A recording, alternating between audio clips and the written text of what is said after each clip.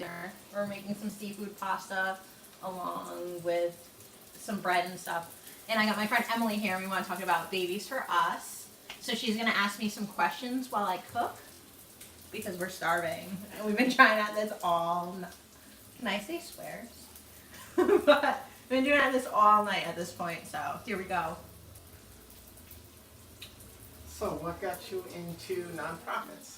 Okay, so basically Babies for Us started as a bunch of friends working at Macy's. I don't know if I can talk about Macy's or not, but I'm going to.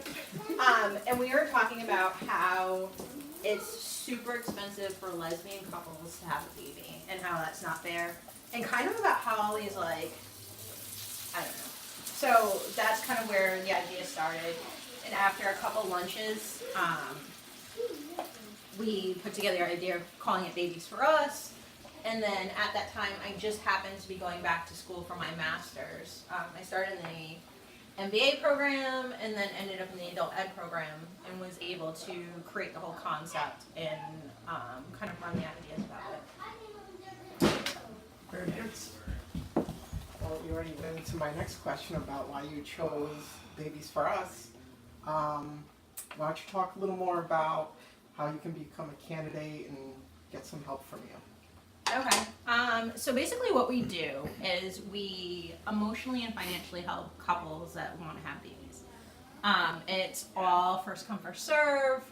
We start off with like wanting kind of like criterion, almost like if you're going to adopt a child. So if you're going to adopt, like you have to have a certain income, you have to have a certain size house, like all these different criterions. And then we were thinking like, hey, you know, the whole point is that we're trying to level the playing field and make it so like anybody can have a baby.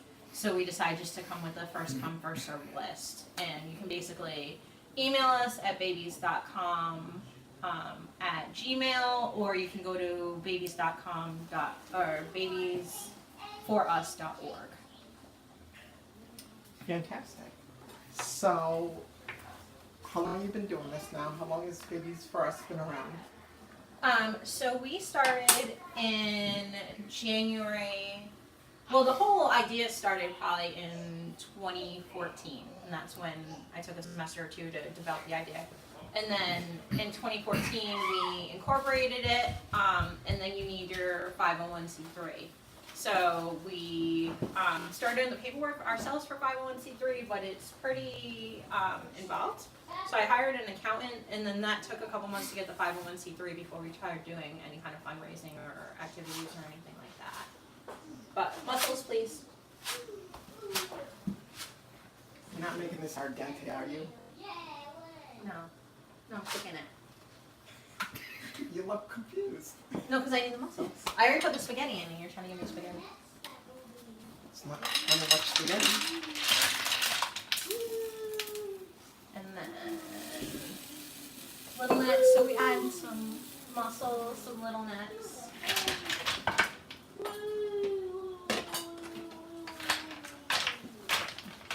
So what are some of the success stories? So right now we have about 5 couples that we're working with. And like I said, it's first come, first serve. That's Bean. Hi, Bean! So it's first come, first serve. And we are all about the couples and helping the couples. It's not about boosting up Babies for Us. So we had our third couple decided that they want to be anonymous. They didn't really want their names out. If you go to our webpage, babiesforus.org, you can see some of the couples on there with some pictures. But then our third couple wanted to be anonymous. They didn't want their name out because they didn't want their families to know yet that they were trying, because it can be kind of a long ordeal. So it's actually our third couple that's anonymous is pregnant. They are about 2.5 months preggers at this point, so we're very excited about that. But it's also like a huge success to us that we're working with 5 different couples at this point. And we've done 7 different events, ranging from a post-holiday event at the Melting Pot to rock and trivia. We did some art auctions. And then coming up, we have another rock and trivia coming up that we had scheduled for April, but we're actually going to try to push it till May. But yeah. Excuse her, she forgets she's cooking sometimes. You don't have to touch the spaghetti. Yes, you do. It cooks without you touching it.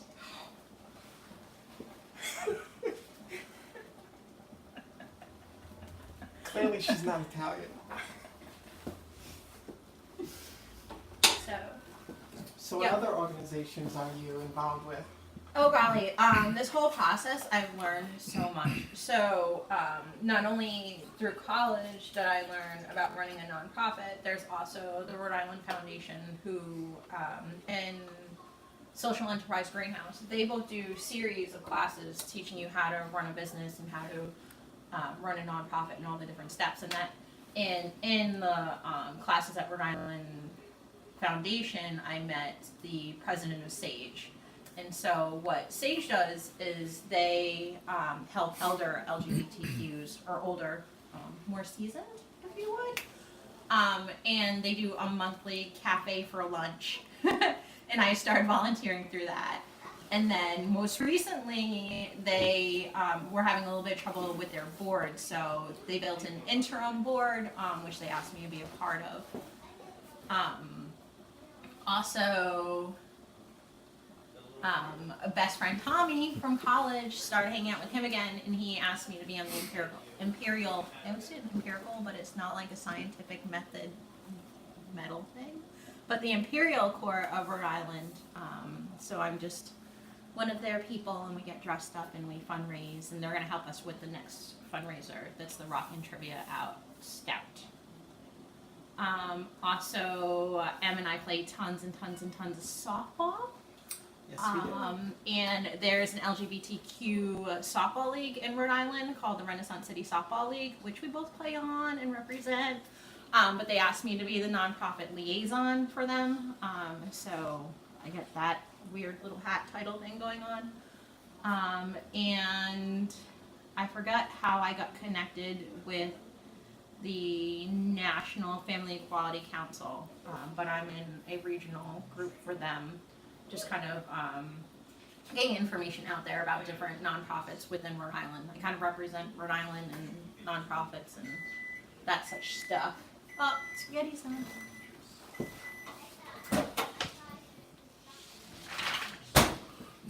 So, yep. Next question. You want to hold the? Go ahead. What are you wanting? We need to strain it. You have to try it to know if it's done. No, it's done. I'm driving Em nuts. Back in there, please. She actually is a pretty good cook. Just Don't have her pasta conventional. salad though. It's amazing. There's tuna and tomatoes and pineapple and It is that crazy. delicious. So usually I just have people eat it and then, tell them afterwards what's in it. But nobody's ever really not liked it. At least they don't tell me. But yeah. Do it. It's good. What's next?